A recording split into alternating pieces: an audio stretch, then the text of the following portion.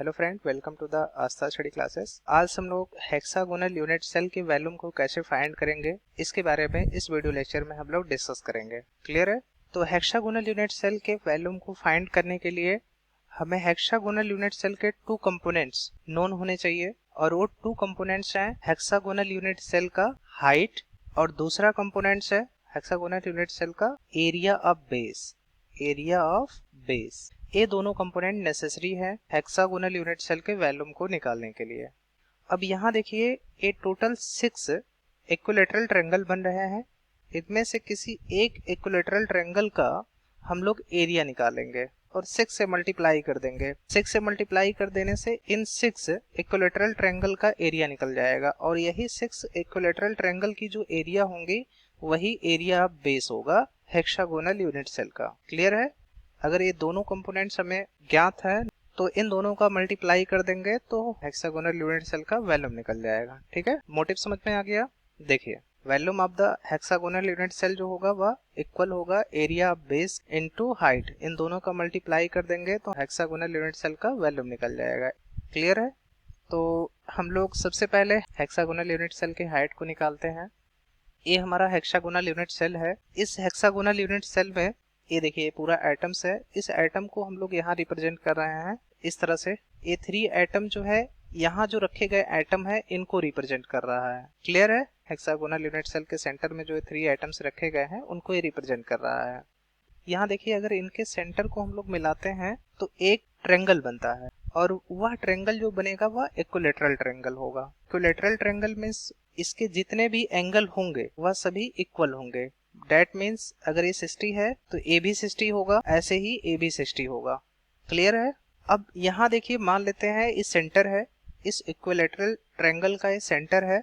इस सेंटर से हम लोग इस कॉर्नर को मिलाते हैं। मिलाने पर ये क्या करेगा, इस पूरे एंगल को 2 इक्वल पार्टों में डिवाइड कर देगा।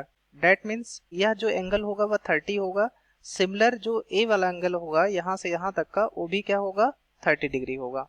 इस साइड लेंथ पर हम लोग एक परपेंडिकुलर डालते हैं। अब यह परपेंडिकुलर जो है इसको 2 इक्वल पार्टों में डिवाइड कर देता है। इस एटम और इस एटम को अगर हम लोग मिलाते हैं, इनके सेंटर को हम लोग मिला देते हैं, जो सेंटर है बीच का, इनको मिलाते हैं। जितने भी एटम्स हैं इन सभी एटम्स का जो रेडियस होगा वह सेम होगा। तो इसके रेडियस को अगर हम लोग r मानते हैं तो यहाँ से यहाँ तक का ar होगा डिस्टेंस, और यहाँ से यहाँ तक का जो डिस्टेंस होगा वह भी r होगा, और ये पूरा जो होगा वह क्या है, इस पूरे यूनिट सेल का एज लेंथ होगा। तो जो हमारा एज लेंथ आ रहा है वह होगा a equal to r plus r होगा। That means a equal to 2r होगा। क्लियर है? तो जो हमारा हेक्सागोनल यूनिट सेल का एज लेंथ होगा वह 2r के इक्वल होगा। सिमिलर चीजें यहाँ दिखाई गई है। इसका भी रेडियस r ही होगा। यहाँ से यहाँ तक का जो डिस्टेंस होगा वह r होगा। ऐसे देखो, यहाँ से यहाँ तक का जो डिस्टेंस होगा वह भी r ही होगा, और ये टोटल एज लेंथ होगा a। तो यहाँ पर a इक्वल टू क्या होगा, 2r होगा।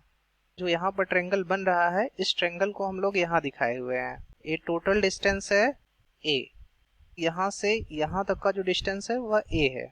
अब ये जो परपेंडिकुलर है वह इस डिस्टेंस को 2 इक्वल पार्टों में डिवाइड कर रहा है। तो अगर ये a होगा तो a जो होगा a/2 होगा। क्लियर है? ऐसे ही a भी a/2 होगा। इसको हम लोग मान लेते हैं x है। अगर आप इसको ध्यान से देखेंगे तो यह एक राइट एंगल ट्रायंगल बन रहा है, ठीक, जिसका यहाँ से यहाँ तक का जो डिस्टेंस है वह a/2 है, और a पूरा जो डिस्टेंस है वह x है, और जो एंगल है वह 30 डिग्री है, और यहाँ ये 90 डिग्री क्रिएट हो रहा है। तो यह एक राइट एंगल ट्रायंगल है। तो इस राइट एंगल ट्रायंगल में हम लोग cos थीटा लगा सकते हैं। cos थीटा इक्वल टू होता है बेस अपॉन हाइपोटेनस। यहाँ एंगल जो दिया गया है वह 30 डिग्री दिया गया है, तो यहाँ हम लोग cos 30 रख सकते हैं, और जो बेस है a/2 है, और हाइपोटेनस की वैल्यू हम लोग x मान लिए हैं, तो यहाँ x लिख सकते हैं।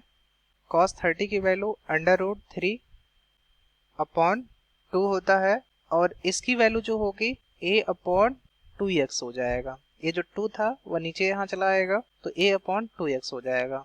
इसका क्रॉस मल्टीप्लाई कर देंगे। क्रॉस मल्टीप्लाई करने पर देखिए ये 2x जो होगा वह √3 के साथ मल्टीप्लाई हो जाएगा, मीन्स 2x इंटू √3 हो जाएगा, इक्वल टू 2 का मल्टीप्लाई a के साथ हो जाएगा, तो ये 2a हो जाएगा। यहाँ से हम लोग x की वैल्यू निकालेंगे, तो x की वैल्यू जो होगी 2/2√3 इंटू a होगा, तो यहाँ से 2 से 2 कट जाएगा, तो यहाँ x की जो वैल्यू आएगी वह a/√3 आएगा। तो यहाँ से हम लोग x की वैल्यू निकाल लिए हैं, x की वैल्यू जो होगी वह a/√3 होगा। ये हमारा हेक्सागोनल यूनिट सेल था। इस हेक्सागोनल यूनिट सेल में जो यहाँ 3 एटम्स रखे गए हैं इनको इस तरह से रिप्रेजेंट किया गया है, और यहाँ जो एक एटम है वह इस एटम को शो कर रहा है जो यहाँ ऊपर रखा गया है। यहाँ पर देखिए एक टेट्राहाइड्रल वाइड क्रिएट हो रहा है, इस टेट्राहाइड्रल वाइड का ये सेंटर है, इसको मिलाएंगे तो ये टोटल जो होगा वह 90 डिग्री होगा। देखिए यहाँ पर एक ट्रायंगल क्रिएट होगा, और ये जो 3 एटम्स थे जो यहाँ रखे गए हैं ये भी एक ट्रायंगल क्रिएट करते हैं। देखिए इस तरह से एक ट्रायंगल क्रिएट करते हैं, तो इस ट्रायंगल को हम लोग यहाँ रिप्रेजेंट किए हुए हैं। ये जो ट्रायंगल क्रिएट कर रहा है इस ट्रायंगल को हम लोग यहाँ रिप्रेजेंट किए हुए हैं। जब ये एटम इसके साथ अटैच हो रहा है तो एक ट्रायंगल और क्रिएट हो रहा है, इस ट्रायंगल को हम लोग यहाँ देखिए इस तरह से रिप्रेजेंट करते हैं। क्लियर है? एक ट्रायंगल इससे क्रिएट हो रहा है और एक ट्रायंगल जो है देखिए इसको मिलाएंगे तब एक ट्रायंगल क्रिएट होगा।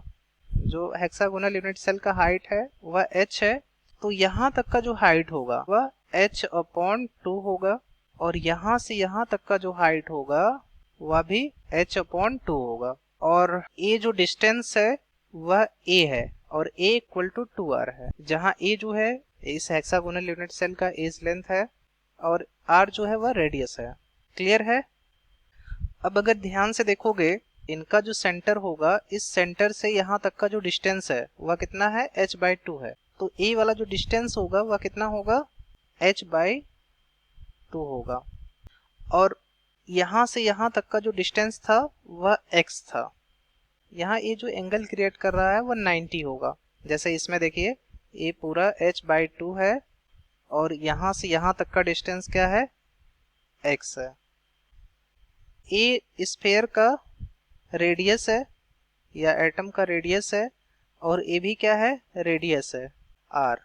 इन दोनों को मिलाएंगे हम लोग तो यह क्या होगा 2r होगा, और हम लोग जानते हैं a इक्वल टू क्या होता है 2r होता है, मीन्स यहाँ से यहाँ तक का जो डिस्टेंस होगा वह a होगा।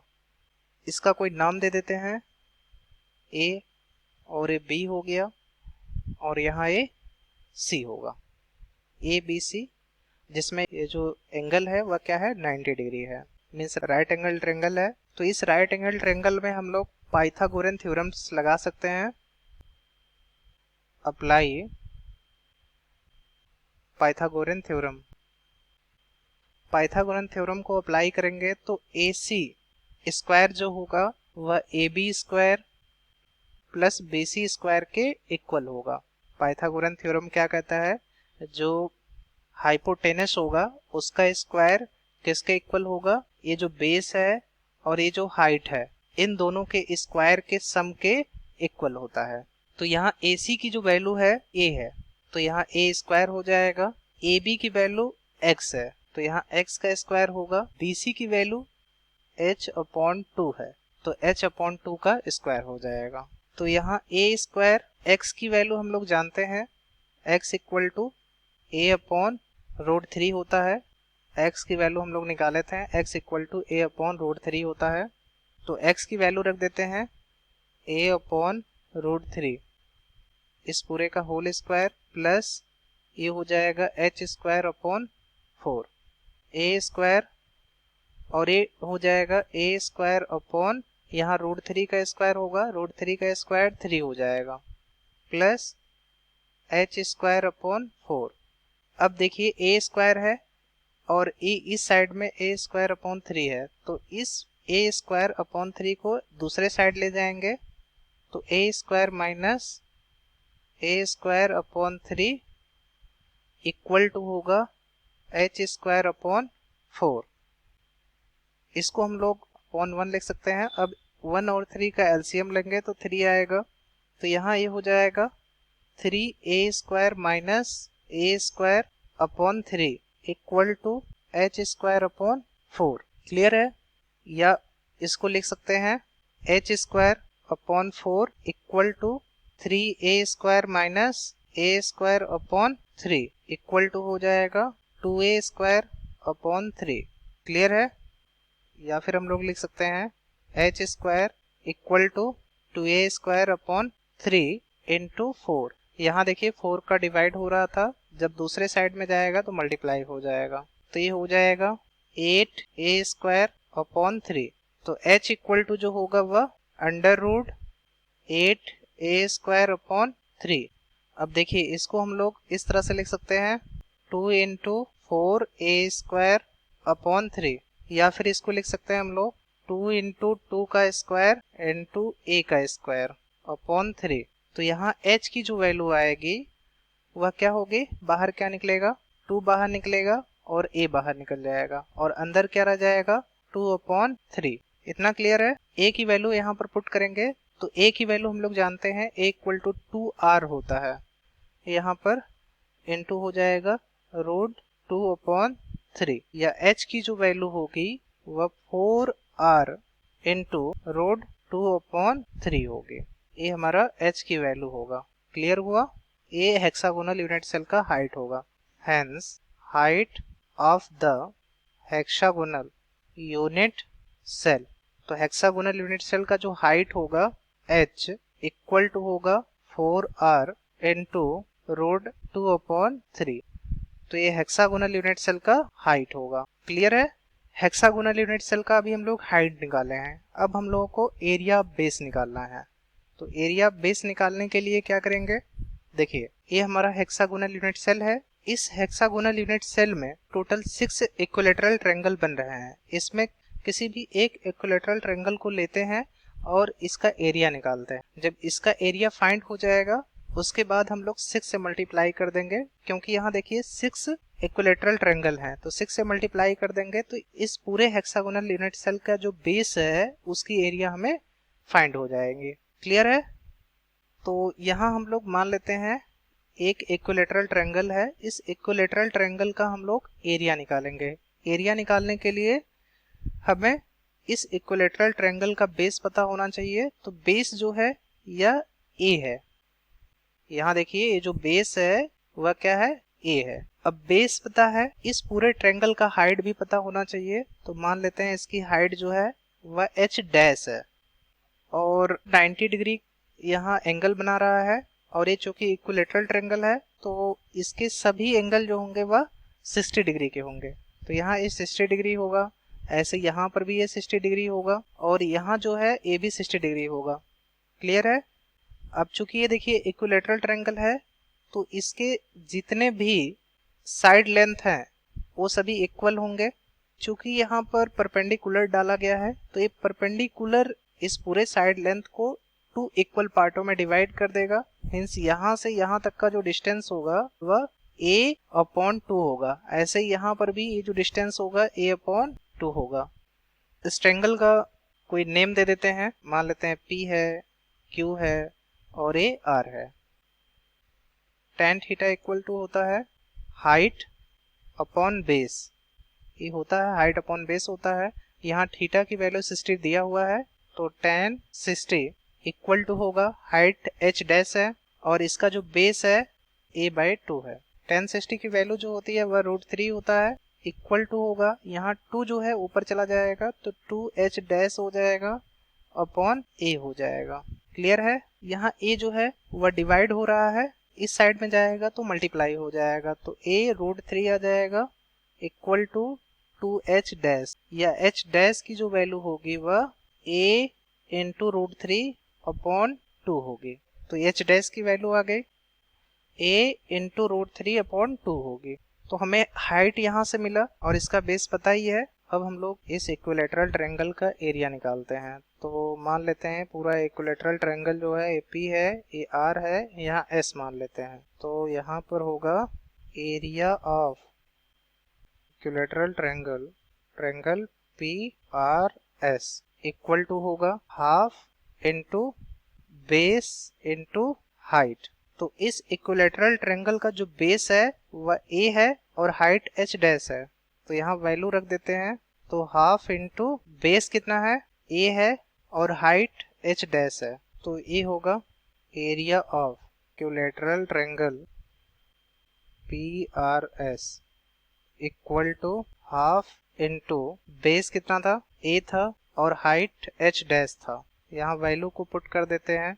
यहाँ ए तो रहेगा, एच डैश की वैल्यू ए इंटू √3/2 है, तो इस वैल्यू को यहाँ रख देते हैं। तो ये होगा ए इंटू √3/2, तो ये हो जाएगा √3/2 इंटू 2 4 और इंटू ए स्क्वायर हो जाएगा। ए की वैल्यू रखेंगे तो √3/4 2r का होल स्क्वायर। हम लोग जानते हैं ए इक्वल टू क्या होता है, 2r होता है, तो ए की वैल्यू रख दिए 2r, तो ये हो जाएगा √3/4 इंटू 4r²। तो 4 से 4 कट जाएगा, तो यहाँ बचेगा √3 इंटू r²। तो इक्विलेटरल ट्रायंगल PRS का ये एरिया निकल गया। देखिए इस पूरे बेस का हमें एरिया निकालना है, ये जो पूरा बेस है इसका एरिया निकालना है। तो यहाँ देखिए area of base of hexagonal unit cell, hexagonal unit cell का जो एरिया बेस है वह इक्वल होगा 6 into area of 1 equilateral triangle. यहाँ पर किसी भी एक इक्विलेटरल ट्रायंगल का हम लोग एरिया ले लेंगे और उसको 6 से मल्टीप्लाई कर देंगे, तो इस हेक्सागोनल यूनिट सेल का जो बेस है इस पूरे बेस का एरिया हमें फाइंड हो जाएगा। तो यहाँ एरिया ऑफ 1 इक्विलेटरल ट्रायंगल, तो 1 इक्विलेटरल ट्रायंगल में हम लोग ले लेते हैं ट्रायंगल PRS का, उसका एरिया जो है √3 इंटू r² आया है, तो इसकी वैल्यू यहाँ रख देते हैं। तो ये होगा 6 इंटू √3r², 6 इंटू √3r²। ये हेक्सागोनल यूनिट सेल का एरिया बेस निकल गया। इसको हम लोग 6 √3r², ये हमारा एरिया बेस निकल गया हेक्सागोनल यूनिट सेल का। अब हमें हेक्सागोनल यूनिट सेल का वैल्यूम निकालना है, volume of hexagonal unit cell. तो हेक्सागोनल यूनिट सेल का जो वैल्यूम होगा वह क्या होगा, area of base into height. Area of base means जो एरिया बेस लेंगे वह हेक्सागोनल यूनिट सेल का एरिया बेस होगा, और यहाँ हाइट जो होगा वह हेक्सागोनल यूनिट सेल का हाइट होगा। तो एरिया बेस कितना आया है, एरिया बेस जो है वह 6 इंटू √3r² आया है। हेक्सागोनल यूनिट सेल का जो हाइट है वह 4r इंटू √2/3 है। हाइट की वैल्यू हम लोग यहाँ पुट कर देते हैं। हाइट की वैल्यू थी 4r इंटू √2/3 था। इस पूरे को हम लोग ले सकते हैं 6 का मल्टीप्लाई 4 में करेंगे तो ये 24 आ जाएगा, और यहाँ r² है और यहाँ r है, तो ये r³ हो जाएगा, और ये √3 है। इस पूरे पार्ट को हम लोग लिख सकते हैं √2/√3, तो यहाँ √3 से √3 कट जाएगा, तो इस पूरे की वैल्यू आएगी 24√2r³ आएगा। ये हमारा volume of hexagonal unit cell होगा। ये जो है हेक्सागोनल यूनिट सेल का वैल्यूम होगा, यही हमें फाइंड करना था। ठीक है, आई होप आपको ये क्लियरली समझ में आ गया होगा। Thank you.